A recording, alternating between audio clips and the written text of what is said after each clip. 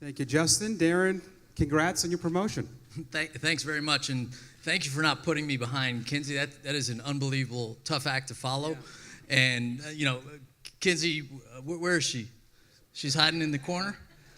Well, I can tell you right now, I don't know what this season's going to bring, but the days that you're at the ballpark are going to be my favorite days by far. So I'm looking forward to having you at the ballpark all summer long.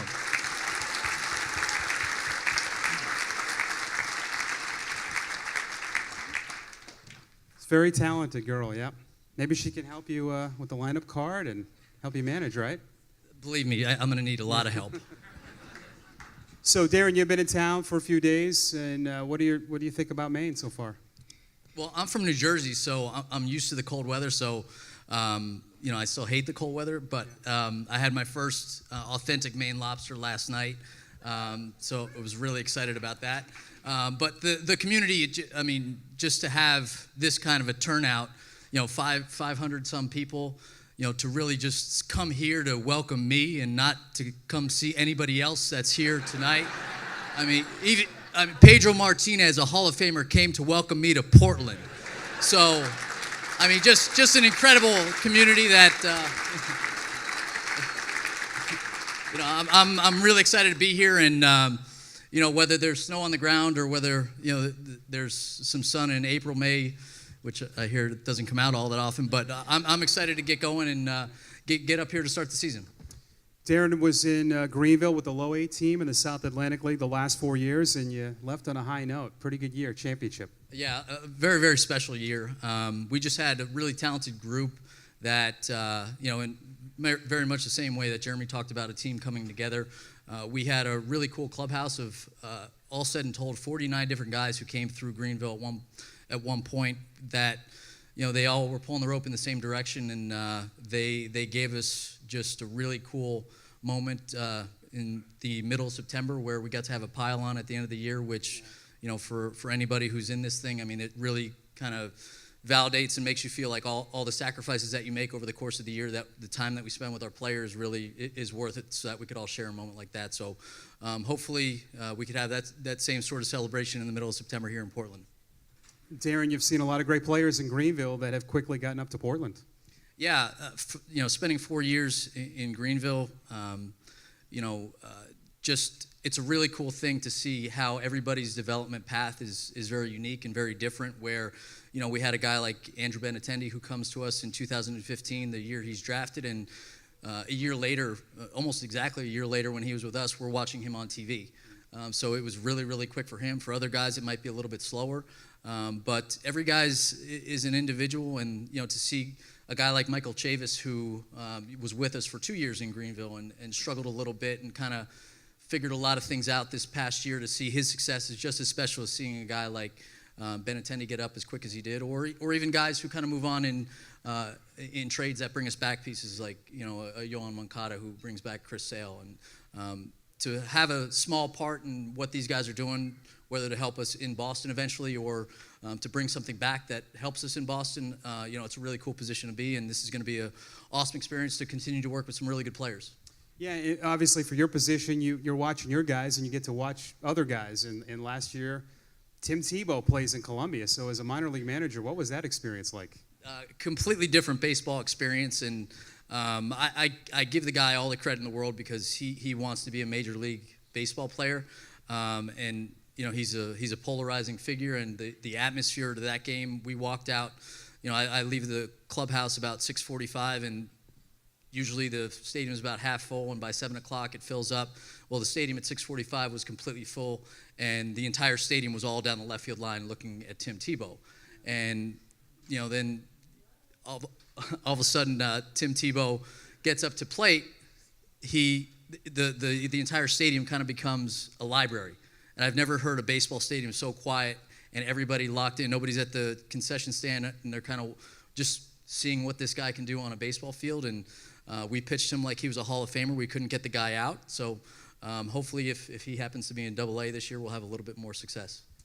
Now, you grew up in New Jersey, so the Red Sox, Patriots, Celtics, Bruins, they weren't any of your favorite teams, right? I know this because I read the story today. You've changed. He's changed. He has a Patriots jersey. on underneath, right? Mike, I thought we weren't going to talk about this. Yeah, well.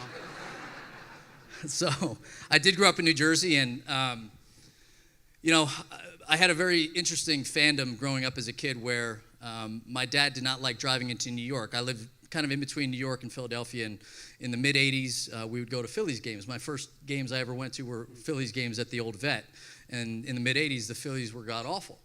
And in the mid-'80s, the Mets were really good, and I forgot who they beat in the '86 World Series, but they beat someone. So the Mets were really, really good in the mid-'80s, and I started pestering my dad, could we go to a Mets game, could we go to a Mets game? And so I think late '80s, early '90s, we start going to Mets games, so I'm a front runner, so I start rooting for the Mets. And of course, I start rooting for them, and they start to stink in the early to mid-'90s, and the Yankees start to become good. So in the mid-'90s, I think the first Yankee game I ever went to was in 1995. I was in high school at the time, so just with where I was with my own career, I kind of started to root for the Yankees, and I was a Yankee fan for, I don't know, a solid 10 some years, 15 years, and Pedro, I'm not going to lie, I didn't like you. I'm not going to lie.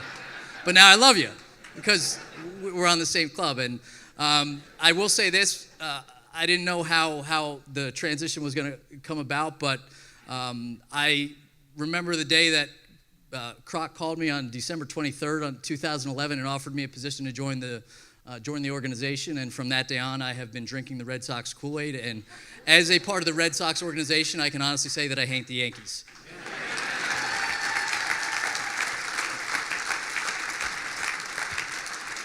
Well, that wasn't so bad, see? But how surreal is it, I mean, that you're in this organization and you've got a chance to be here now, and now you've learned what the Red Sox are about, but it's really a great story since how you grew up. Yeah, I was a big baseball card collector, and I probably know more players' names from 1986 to 1993, 94. And I remember when I walked into the clubhouse in my first spring training in 2012, I was in awe because Rich Gedman was 2 lockers down from me. And I'm thinking, man, Rich Gedman, 86 World Series, Rich Gedman. And I had all these baseball cards of all these guys, and Dwight Evans and Jim Rice and Carl Yastrzemski, all these guys who are fixtures in spring training, they're walking around right by me. So, once I realized that I was a part of them and they were very welcoming to me, it was, it's really cool to say that I'm one of them in a very different way than they are. But it's a rewarding position to be in, and I'm very appreciative of the opportunity to be in this organization doing what I do. Great career at Rutgers. You're an all-time hits leader. I know that they had some great tweets about you joining us here in Portland. You went on, you got drafted by the Royals. You ended up working back for Rutgers, and that's how you got in. But just talk about that university, and obviously there's a big connection here in New England with so many Patriots that play there. Yeah, we are not known for football, but yet we produce football players that play for the Patriots. I don't understand how that works, but it's worked out well.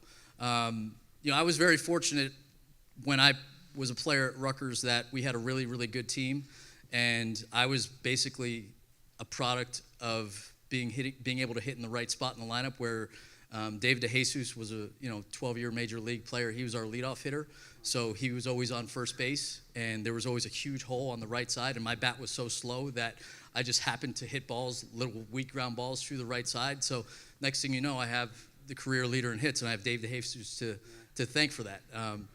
But no, being able to play at a university that was close enough to home where I could share that experience with my family and my friends was really meaningful to me. So to be here in Portland where the league is in the Northeast and Trenton is in our division, to be able to kind of share this experience of my own personal journey with my family and friends who have been so supportive is something that I'm really looking forward to.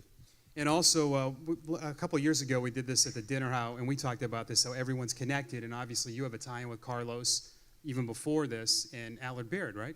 Yeah, so coming up with the Royals, my career ended because of a knee injury that I suffered in 2005, and in spring training in 2005, Carlos Fabulous was with the Royals as well, and he had blown out his knee in winter ball.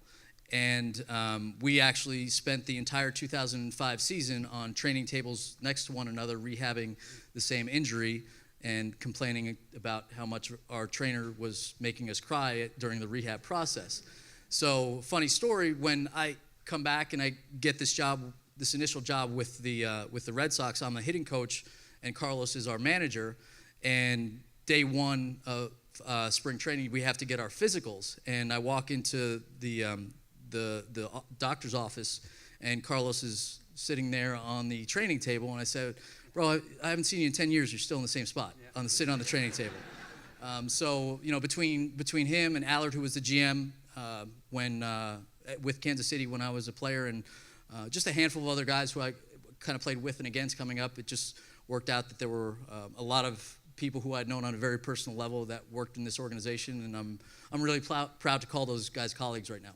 It's a cool story, the fact that you take over him here in Portland, and you guys were on a training table in 2005. It's just weird that kind of followed each other. Yeah, and I hope to continue to follow him, and I hope that's not because he got fired as the third base coach in the big leagues. You see him at the training table up there. That would be it. One other great thing, I see your Twitter handle, Coach Your Kids. You're the founder and the CEO of that. Talk a little bit of the things you do outside of coaching professionally. Yeah, so one of the beauties of working in player development is the off season, where our lives, I don't know how many people in this room know this, it's alive. We have one extreme to the next, where we're basically going every day from the middle of February until the middle of September. And then from the middle of September to the middle of February, I don't have to get dressed, and I'll go days without getting dressed or showering. And now I do need some downtime to kind of recharge from the season, but I can't sit around for 5.5 months and do absolutely nothing. So just my passion for the game, and I've kind of branched out to do various things to kind of educate various aspects of coaching through a Twitter handle, through a blog, through a couple different magazines, to a handful of different speaking things that I do over the course of the year, because I heard Pedro talking about our responsibility about paying it forward to the next generation of the game, and that's something that I take very, very seriously. And the hats that I've worn between playing and coaching in college and now managing here professionally, I feel are so valuable that the next generation of the game can really take a lot from. And so I spent a good part of my offseason kind of doing some stuff like that to just help grow the game, because the game has been unbelievable to me, and I hope many, many people can experience a life in the game in the same way that I have. And this weekend down at the casinos, it's a Red Sox Coaches Clinic takeover. You'll be at Mohegan. The Red Sox have their winter weekend at Foxwoods, but you'll be part of that. Mohegan's son is an instructor, and you have to speak, and it's a pretty good guest list. Yeah, so ironically, the Sox winter weekend is at Foxwoods, I guess 3 miles down the road from Mohegan Sun, where there is a baseball coaches convention, and they just have a ton of coaches, all the way from major league coaches all the way down to high school coaches who speak about every part of the game. And there are a couple thousand coaches that come from the amateur side to the collegiate side, and whatever we can do to kind of help educate people and make them better coaches, they're going to make better players. And I used this expression the other day, that where today's player is tomorrow's coach. So if we give them an experience that they love the game as much as we did coming up, then we have a chance to have a significant impact on what our sport's going to be down the road. It's great stuff. Once again, congratulations. You're the 13th manager in team history. We've really enjoyed having you here. We look forward to seeing you, and it's going to be April before you know it. Yeah, thanks. Hopefully the snow melts by then, so we're excited about it. Yeah. Thanks.